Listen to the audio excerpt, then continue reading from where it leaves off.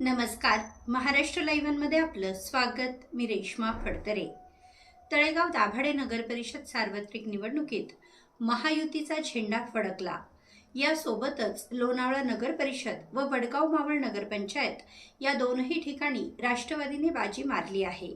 या तीनही विजयानंतर आमदार सुनील शेळके यांची प्रतिक्रिया आपण पाहूयात. मावळची मायबाप जनता कुठल्याही भूलथापांना आमिषाला बळी पडत नाही. जो सुखादुःखात विकास कामांमध्ये सातत्यानं प्रयत्न करतो अशा व्यक्तीच्या मागं खंबीरपणाने उभी राहती. आता याच्या पलीकडे दुसरा रिझल्ट कुठलाही आता समोरच्यांना अपेक्षित ठेवू नये एवढंच मी तुम्हाला सांगतो. 2 सीट आमच्या येणं 3 सीट आमच्या येणं अपेक्षित होतं, परंतु ठीक आहे, शेवटी जनतेचा कौल होता. काही ठिकाणी आमच्या अंतर्गत एकमेकाचे गैरसमज काढायला आम्ही कमी पडलो असेल किंवा तिथं पोचायला कमी पडलो असेल. 3 सीट अजून येणं वडगाव शहरातले माझ्या दृष्टीने अपेक्षित होतं, पण तेवढं तर आता द्यायला पाहिजे ना. नगराध्यक्ष आमचा आला, 11 सीटं आमची आली तर आम्ही खुश आहोत. तळेगाव लोणावळ्यामध्ये खूप चांगला प्रतिसाद जनतेने दिला. मी तर सांगितलं होतं माझ्या भावाच्या प्रचाराला जाणार नाही, गेलो नाही, पण तिथल्या जनतेनं जे काही प्रेम दिलं, समोरच्या काहीतरी डिपॉझिटच घालवलं असं मला कळालं. आता मग माहिती घेतो.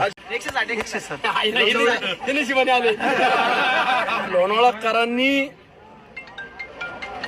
सुनील शेळकेला जे कुणी वाईट म्हणाले किंवा ज्यांनी अहंकार केला त्यांचा अहंकार लोणावळाकरांनी गाडला. त्यांना जागा व्यवस्थित दाखवली. परंतु ठीक आहे, जो काही निर्णय लोणावळ्याच्या जनतेने घेतला मी खूप मनापासून त्यांचे आभार व्यक्त करतो.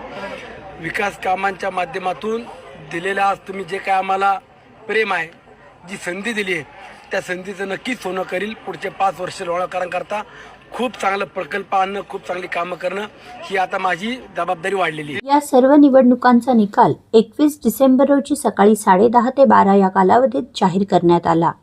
तळेगाव दाभाडे नगर परिषदेच्या निवडणुकीत एकूण 28 नगरसेवक व 1 नगराध्यक्ष पदासाठी निवडणूक जाहीर करण्यात आली होती.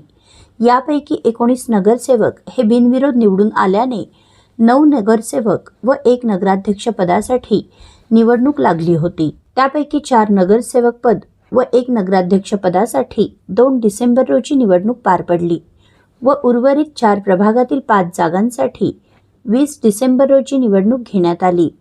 दिनांक 21 डिसेंबर रोजी या सर्व नगरसेवक व 1 नगराध्यक्ष पदासाठी झालेल्या निवडणुकांचा निकाल जाहीर झाला.